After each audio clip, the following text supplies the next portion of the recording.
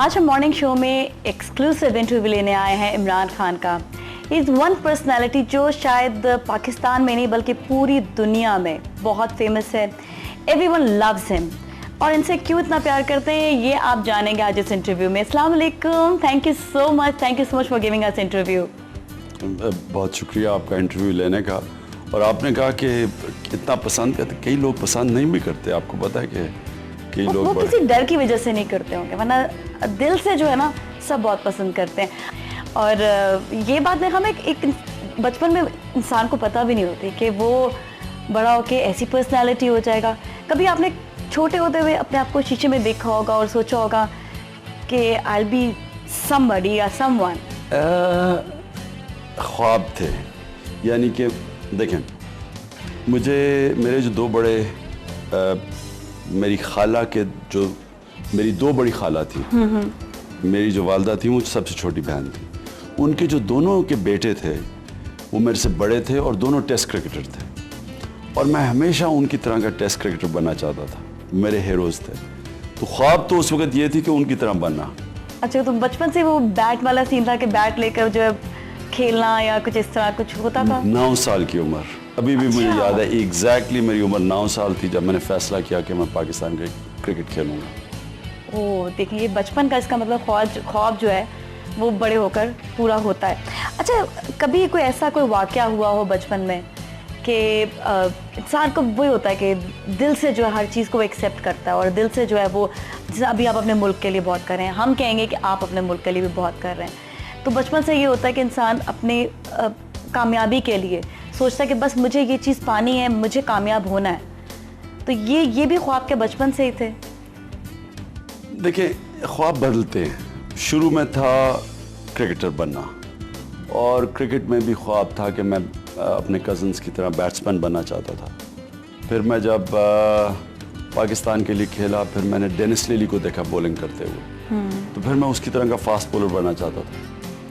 फिर मैं जब कैप्टन बना तो मैं पाकिस्तान को दुनिया की बेस्ट टीम बनाना चाहता था। और जब मैंने क्रिकेट छोड़ा था तो मेरी वालदा को कैंसर हुई, फिर मैं कैंसर हॉस्पिटल बनाना चाहता था। और जब मैं कैंसर हॉस्पिटल बना रहा था तो मैंने तब फैसला किया कि मुल्की कैंसर का भी मुकाबला करना चाहिए और उसके लिए पॉलिटिक्स में आ गया।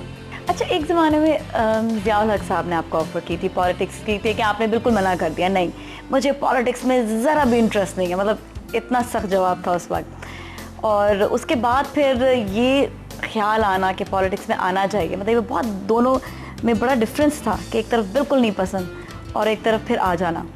दो किस्म की पॉलिटिक्स है। एक पॉलिटिक्स करियर के लिए, यानी कि मैं एक पॉलिटिशियन बनूं और उसमें से अपनी रोज़ी कमाऊं और पैसा बनाऊं और जो भी, या अगर प्रोफेशन है पॉलिटिक्स, वो तो मुझे उससे, मैं अगर सोचता हूँ कि अगर मैं पॉलिटिक्स में प्रोफेशन के लिए हूँ तो मैं तो अपने आप को गोली मार लूँ क्योंकि इतना मुश्किल है, कौन फिरे लोगों के पीछे वोट मांगने और आगे पीछे भागे फिरे। और फिर एक पब्लिक ज़िंदगी है। मैं एक बड़ा प्राइवेट इंसान था, मेरे सारे शौक़ प्राइवेट थे।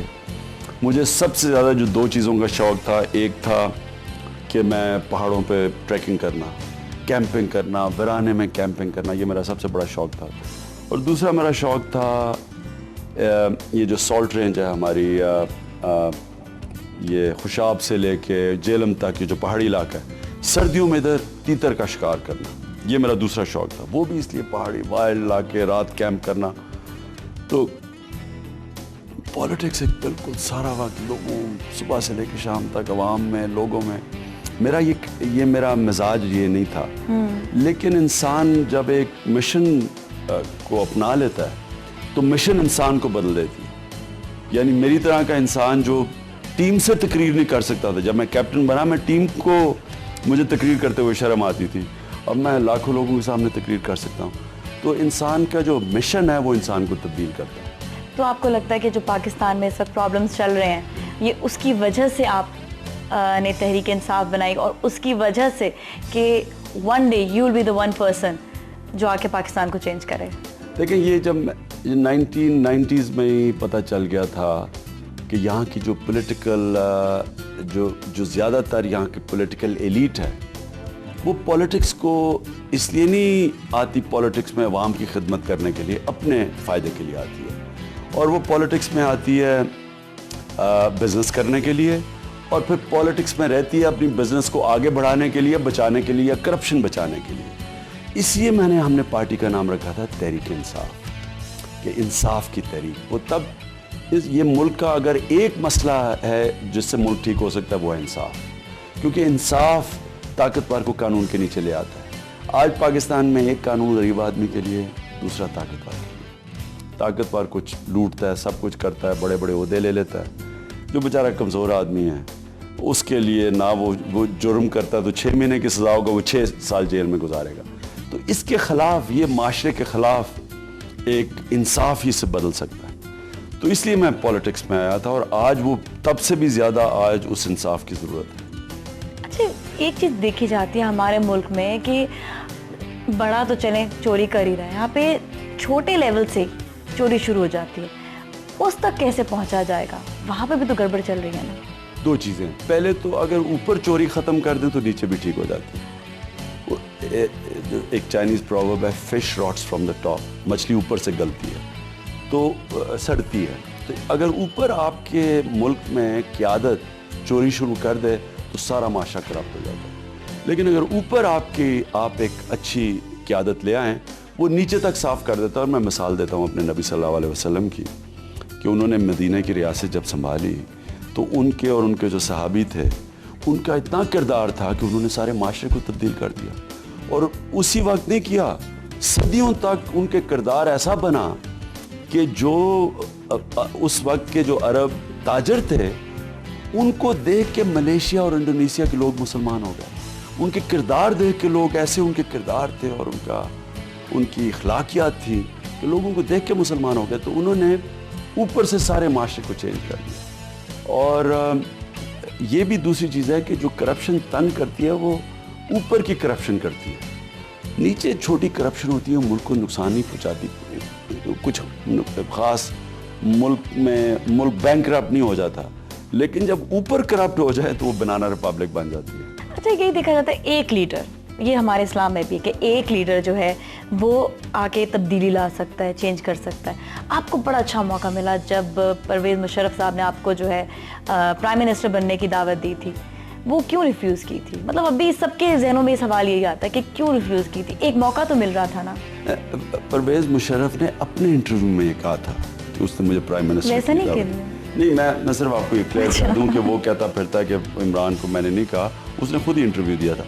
लेकिन वो बात नहीं, किसी और के कंधे पे चढ़ के आके पावर में आप उसी के मुताबिक तो मिलता है नहीं, मतलब आते तो सही, सबके सामने नजर तो आते कि हाँ Imran Khan can do something. नहीं, देखिए, पावर, किसी और की पावर का मतलब किसी और का एजेंडा। मैं अपने एजेंडा लाना चाहता था, और जनरल मुशर्रफ ने जिस तरह के लोग अपने साथ मिला लिए थे, अगर मैं पावर में आके कोशिश करता उनको तब्दील करने की, उन्होंने मुझे बाहर फेंक देना था, क्योंकि मेरे पास तो पावर नहीं थी। क्योंकि अगर मैं इंसाफ कायम करता तो उनमें से कई ऐसे लोग थे जो बड़े करप्ट लोग थे, तो मैं उसके साथ मिल के उसी की करप्ट टीम को कैसे हाथ लगाता जब पावर मेरी नहीं थी, उसकी थी। उसने मुझे बाहर फेंक देना था।